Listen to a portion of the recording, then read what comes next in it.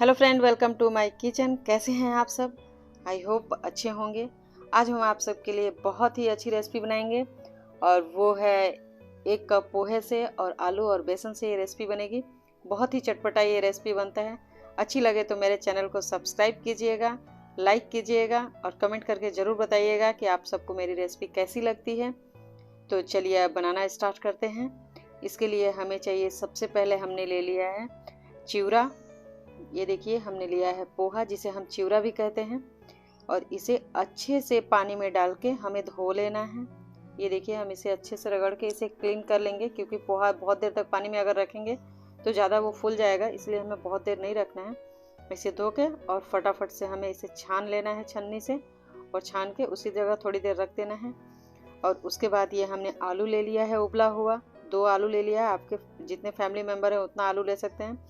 और इसमें हमने डाल दिया है मसाला, थोड़ा सा लाल मिर्च, चाट मसाला, थोड़ा सा जीरा, साबुत जीरा, ये भुना हुआ जीरा पाउडर और चाट मसाला। अगर आपके पास चाट मसाला नहीं है तो आप आमचूर पाउडर भी डाल सकते हैं। और हल्दी थोड़ा सा डाला है और कलर के लिए हमने लाल मिर्च डाला था, नमक डाल दिया। और ये हमारे पास थोड़ी सी सब्जी है। ये देखिए, हमने गाजर, शिमला मिर्च, प्याज और अदरक इसमें डालेंगे।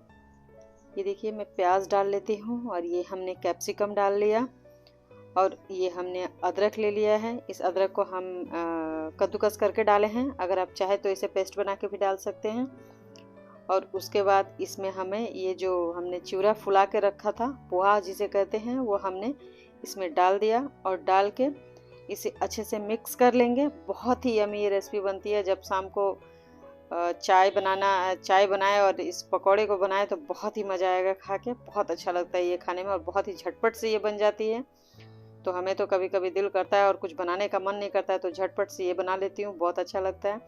तो ये देखिए कितना अच्छा हमने मिक्स कर दिया, बहुत ही अच्छा कलर लग रहा है इसका। और इसमें हमें डालना है थोड़ा सा धनिया पत्ता और डालेंगे हम इसमें थोड़ा सा बेसन। अगर आप चाहे तो आपके पास अगर पालक पत्ता है तो वो भी डाल सकते हैं, बहुत अच्छा लगता है। पालक पत्ता है या मेथी पत्ता अगर आपको पसंद है तो वो भी डाल सकते हैं।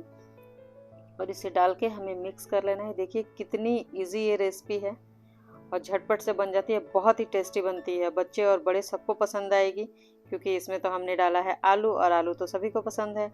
तो ये देखिए कितना अच्छा लग रहा है और इसे बहुत अच्छे से मिक्स कर लेना है हमें। ये देखिए, हमने मिक्स कर लिया और इसे हमें गोल गोल करके बॉल जैसे बना के और इसे दबा देना है, टिक्की जैसे बना लेना है इसे छोटा छोटा। और ये बहुत ही क्रंची बनता है क्योंकि इसमें पोहा भी पड़ा है और इसमें आलू भी है और इसमें बेसन भी है, तीनों मिक्स है। तो इसके जो पकौड़े बनते हैं ना, बहुत ही क्रंची बनते हैं, बहुत अच्छे लगते हैं। तो ये देखिए, हमने अच्छे से इसे मिक्स कर लिया है। एक बार आप सब भी अपने घर पे ज़रूर ट्राई कीजिएगा बना के और मुझे बताइएगा कि आप सबको ये पोहा और आलू और बेसन के पकौड़े कैसे लगे। ये देखिए, हमने तेल गरम कर लिया है और ये मैं स्पेशली लोहे के कढ़ाई में ये सब बनाती हूँ क्योंकि इसमें आयरन मिलता है। तो ये देखिए, मैं इसे ऐसे करके गोल गोल करके बस ऐसे थोड़ा सा इसे दबा देना है, टिक्की जैसे बना लेना है इसे। ये देखिए बहुत ही ईजी है, ये मैं इसे टिक्की जैसे बना ली हूँ और ये फटता भी नहीं है बिल्कुल भी। और इसे मीडियम फ्लेम पे बनाना है, फ्लेम बिल्कुल हाई नहीं करना है, एकदम मीडियम रखना है। और ये देखिए, एक साइज़ के ही मैं बना लेती हूँ सारा। ज़्यादा पकौड़े को मोटा भी नहीं बनाना है, पतला भी नहीं बनाना है। अगर एक साइज़ के आप बराबर बनाएंगे तो ज़्यादा अच्छा रहेगा। तो ये देखिए, ऐसे करके मैं सारे टिक्की बना लेती हूँ। क्योंकि कढ़ाई में ज़्यादा तेल है तो हमने सोचा कि ज़्यादा एक ही बार डाल दूँ। तो ये देखिए कितना अच्छा मेरा ये पकौड़ा लग रहा है और कितनी झटपट बन गई ना ये रेसिपी।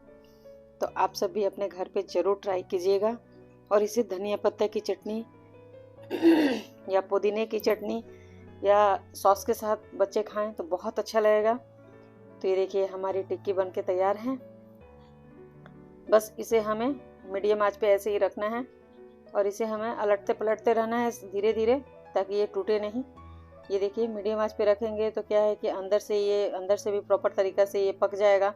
अगर आप फ्लेम हाई करते हैं तो ऊपर से इसके कलर तो बहुत अच्छे आ जाएंगे बट अंदर से ये कच्चा रहेगा। तो इसीलिए हमें इसका फ्लेम एकदम मीडियम रखना है, इस बात का ध्यान रखना है। ये देखिए कितने फूले फूले से पकौड़ी बने हैं, कितने अच्छे ये पकौड़े लग रहे हैं। ये देखिए बहुत ही अच्छा लग रहा है देख के। ऐसे करके हमें सारे पकौड़े बना लेने हैं।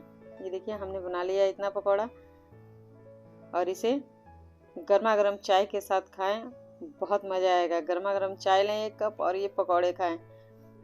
ये देखिए बहुत अच्छा बन गया है ये मेरा पकौड़ा।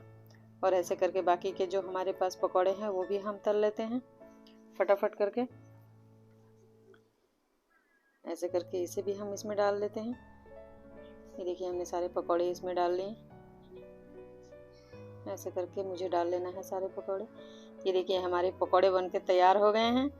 और आप सबको अच्छी लगे तो आप सब अपने घर पे ज़रूर एक बार ट्राई कीजिएगा। और अगर चैनल पे नए हैं तो चैनल को सब्सक्राइब कीजिए, बेल आइकन प्रेस कीजिए कि जब भी हम वीडियो डालें तो सबसे पहले नोटिफिकेशन आप सबको मिले।